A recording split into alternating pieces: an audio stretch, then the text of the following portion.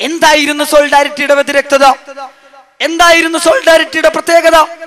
Solidarity Kasaragod മുതൽ തിരുവനന്തപുരം വരെ അധിനിവേശത്തിന്റെ ഇരകളാക്കപ്പെട്ട, അധിനിവേശത്തിന്റെ ഏജന്റുമാരായ ഭരണകൂടങ്ങളുടെ തെറ്റായ ഭ്രാന്തമായ വികസന പ്രവർത്തന ഇരകളാക്കപ്പെട്ട പാവപ്പെട്ട പ്രാന്തവൽകൃത പാർശ്വവൽകൃത സമൂഹത്തിന്റെ കൂടെ നിന്നിട്ട് സോളിഡാരിറ്റി അവർക്ക് വേണ്ടി ശബ്ദിക്കുകയായിരുന്നു, അവർക്ക് വേണ്ടി പോരാടുകയായിരുന്നു.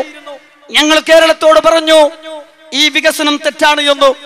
കേരളത്തിന്റെ ഭ്രാന്തമായ വികസനത്തെ ആർജവത്തോടുകൂടി കൃത്യമായ ആശയാദർശ പരിസരത്ത് നിന്ന് വിചാരണ ചെയ്യാൻ ആർജവം കാണിച്ച പ്രസ്ഥാനമാണ് സോളിഡാരിറ്റി യൂത്ത് മൂവ്മെന്റ്.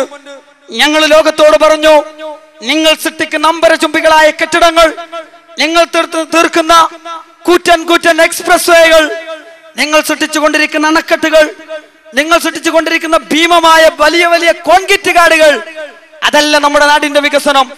അതിനപ്പുറത്ത് അതിന്റെ മൗനങ്ങളിൽ കഴിഞ്ഞുകൂടുന്ന പാവപ്പെട്ട മനുഷ്യ മക്കളുണ്ട്. അവർക്ക് വീട് വെക്കണം, കുടിക്കാൻ വെള്ളം കിട്ടണം, രോഗം വന്നാൽ അവർക്ക് ചികിത്സ കിട്ടണം, അവരുടെ പൊന്നോമന മക്കൾക്ക് വിദ്യാഭ്യാസം ലഭിക്കണം, താമസിക്കാൻ ഒരു കൊച്ചു കുടില് വേണം. അതാണ് വികസനമെന്ന് കേരളത്തിന്റെ മുമ്പിൽ ഞങ്ങൾ അവതരിപ്പിക്കുകയുണ്ടായി.